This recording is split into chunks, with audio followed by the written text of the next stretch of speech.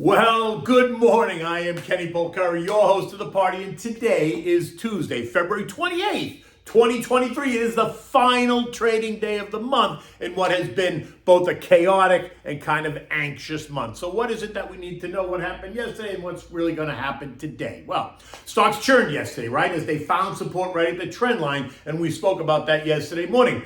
Fed Governor Philly Jefferson suggesting that the road ahead is going to be tough. And he made those comments at his speech at Harvard University yesterday. So yesterday we saw oil back off, and today it's rallying. Meanwhile, we saw gold rally yesterday, and today it's backing off. And if you're stuck, well, you can always try the Bran Muffins because they're very good at helping you get unstuck. Now, I was also on with Liz Clayman yesterday on the Clayman Countdown 3 o'clock. You can find my video. You can find the video of the appearance on my Twitter at Kenny Polcari. So, let's just talk about it. Stocks moved up right out of the gate yesterday, right? After investors and traders and algos reconsidered the ridiculous move lower on Friday, right? That really dramatic move lower. And while the indexes did not end the day at their highs, they did take back some of the week's losses from last week. Yesterday's macro data showed a weaker than expected durable goods orders, right? Coming in at negative 4.5%, down from positive 5.6%, a massive swing. But if you take the core durable goods numbers with X transports, it rose by 0.7% versus the negative 0.2 last month. So it's more confusing data, right? Pending home sales month over month were up a whopping 8.1%. Surprising even to me, right? While year over year home sales plunged by 22.4% on top of last month's plunge of 34.3%. Again, a bit of confusing macro data. Neither point was really the focus in yesterday's trading, though. By the end of the day, the Dow gained 72 points or 0.2%. The S&P added 12 points, 0.3%. The Nasdaq zoomed ahead by 72 points or 0.6%. The Russell gained 6 points or 0.3, and the transports were the day's winner, up 200 points or 1.3%. Right? Industrials, consumer discretionary, tech, communications, energy, basic materials, real estate, housing, retail, airlines, semis, disruptive tech, metals and miners, cybersecurity, solar and renewable energy names were all winners yesterday. Losses included the safety stocks, right? So utilities, financials, consumer staples, and healthcare, which is a bit curious to me, along with defense and artificial intelligence, just to name a few.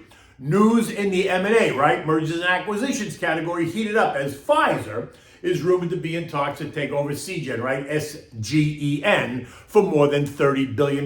And that helped send the biotechs higher as well. You can find those at XBI. That's the ETF for that group. That was up 0.9%. Look, stocks remain volatile because we've gone from Tina, there is no alternative, to TIA, where there is an alternative, as rising treasury and bond yields are now posing a real challenge for stocks. Investors can now get 5+% for short-term treasuries, right? And considering how the markets performed last year and all the uncertainty maybe this year, we're seeing money move into that space, sacrificing the equity markets. And that will continue to be part of the story this whole year, right? Both the 6-month and the 1-year T-bills are yielding better than 5.1%, right? The 3-month and the 2-year treasuries are yielding about 4.8%. And considering that both stocks and bonds suffered double-digit losses last year, 5% for guaranteed returns and safety of principal is appealing in the short term for many investors. Remember, though, inflation is still running at 6+%. So don't go crazy, right? You're still losing 1% against inflation, although you might be protecting yourself from a broader decline in stocks, and that's going to be kind of the challenge, right? While the most recent eco data has caused anxiety for some, the sell-offs do appear to be short-lived, right? The sense is that investors are taking it all in stride. The question now is, while rates are expected to go higher, will they or won't they derail the U.S. and the global economy? That is the million-dollar question. The March FOMC meeting is expected to see rates rise by another 25 basis points, but will the March CPI and PPI cause the Fed to rethink that? Talk of 50 basis point increase is now out there in the global public square. And while that is a possibility, it is not one that I see yet. If they did it in March, it would cause a panic sell-off and an admission that they've lost control. I suspect that if the March data remains strong, then the 50 basis point move becomes more of a reality for the May FOMC discussion, as there's going to be more time to assuage the markets, right? It'll be a month and a half worth of time versus 7 days to try to get everybody on board. CPI and PPI are due out on March 14th and 15th, while the FOMC meeting is on 3/21 and 3/22. The May FOMC meeting is on May 2nd, May 3rd. Now, yesterday, while I said there was no Fed head scheduled to speak to the media, there was a Fed Governor, Philly Jefferson, that spoke at Harvard University. And since he was the only Fed head speaking anywhere, the focus turned to what he had to say to a bunch of students. And he said something, though, that was very, very clear. And I quote, "Inflation for services remains stubbornly high. I am under no illusion that it's not going to be easy to get inflation back to 2%. There's a lot to resolve on the part of the FOMC, and I am committed to doing what it takes." In his speech, he did not define his views on where the terminal rate should go, but he made it clear it is not 4.5% or 5%. And that is what caused the markets to give up the early gains. He also interestingly reaffirmed the Fed's 2% inflation target, which brings up another question, and one that is casually being introduced into the narrative and opposes that very fact, right? Currently, the CPI target is 2%. There's been lots of conversation about how much carnage will we have to do to get there, right? Can we really get there? And that brings up the idea that the Fed is going to move the goalposts. And why not? It makes the whole thing easier. I suspect that by the summer, if inflation doesn't respond, we're going to hear rumblings of the CPI target going to 3%. With all kinds of reasons why it's necessary, blah, blah, blah. Yeah, right, it's necessary because they're not going to be able to get it to 2% without a lot of pain. And remember, 2024 is coming, and that is a presidential election year. I'm just saying. Maybe the Fed's going to be nonpartisan, but I'm just saying. Oil tossed and turned yesterday, falling by 0.7 to end the day at 75.76, but not to worry. This morning it's up 1.6% at $77 because of hopes of a solid economic rebound. Where? In China. Chinese factory orders, which are due out this week, are expected to show a rise. And that suggests that the Chinese economy is recovering, driving demand for oil. Capiche? And don't forget the whole Saudi position. $80 a barrel is their sweet spot, so they want to get it there one way or the other. Now, gold rose by $7 yesterday, taking it to $18.24 an ounce, as the dollar backed off a bit, only to give it all back today. Gold is now down $8 at $18.16 an ounce. Why? More hawkish Fed commentary. Think Philly Johnson. And that will cause the dollar to go higher. Now, if the hawkish talk turns dovish, then I would expect the dollar to retreat and gold would rally. But that is not what I see is going to happen right now.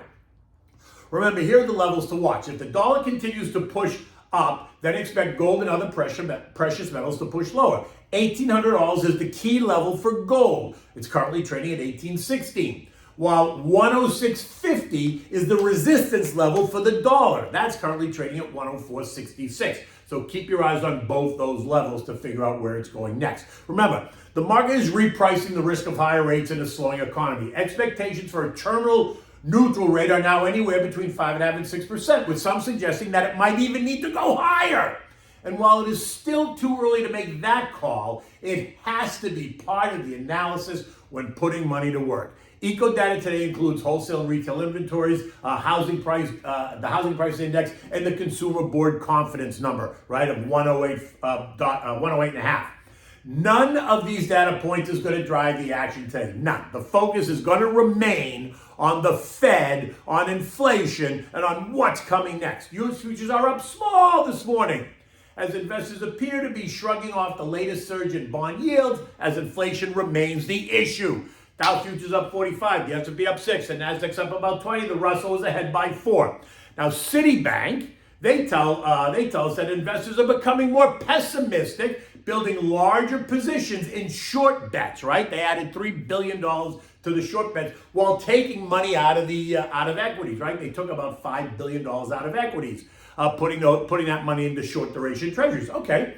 The only difference I would say is that I would keep all my longs because they're all mega cap names that will weather the storm across a range of industries that are good divvy payers and consistently grow their dividends. And then I would buy some downside protection. Keeping cash or treasuries just depends on your outlook and your risk profile. If you expect to use it in the near term, just keep it in cash. But if you're planning on waiting, 3 months or 6 months, then parking it in treasuries might be preferred, right?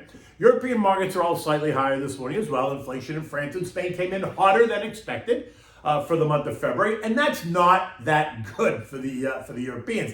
The ECB is now expected to take rates to the 3.75-4% range before considering anything close to a pause. ECB President Christine Lagarde has been very clear on this, about as clear as Jay Powell has, right? As inflation in Europe remains stubbornly high. The S&P ended the day at 3982, up 12 points. Recall that yesterday I pointed out that we're sitting right on the trend line support at 3970 and that this was key for the markets to watch. Would investors hold this line or not? Well, yesterday they did. Let's see if it continues today. My sense is that there's going to be some consolidation for stocks this week as we digest the most recent data and digest the latest Fed speak. Look, next week, we're going to get the all-important non-farm payroll report, and that is expected to show a gain of 200,000 new jobs. Recall last month, it was supposed to show 200. We got 517,000 jobs. Much of that was being credited, though, after the fact of seasonally adjusted data. Remember, the market wants clarity. That's all. The question is, can we ever really get it?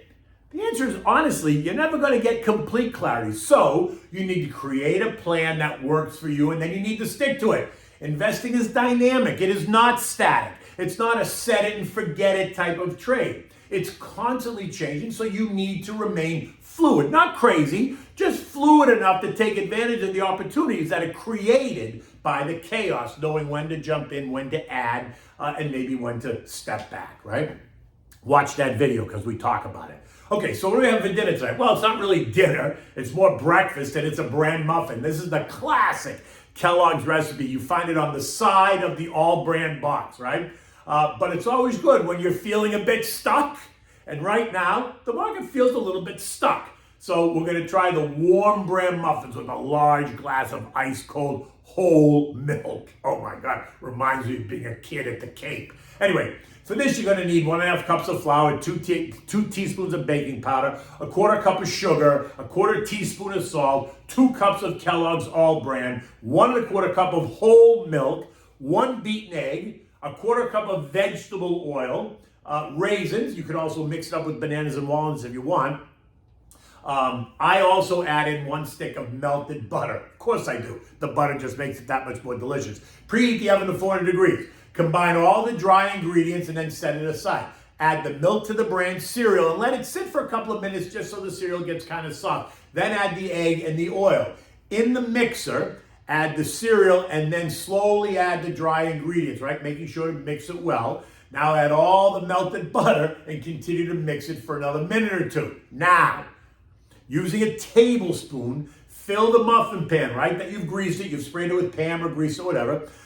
Bang it on the counter to remove any of the air pockets, and then place it in the oven in the middle rack and bake them for 20 minutes or so, right?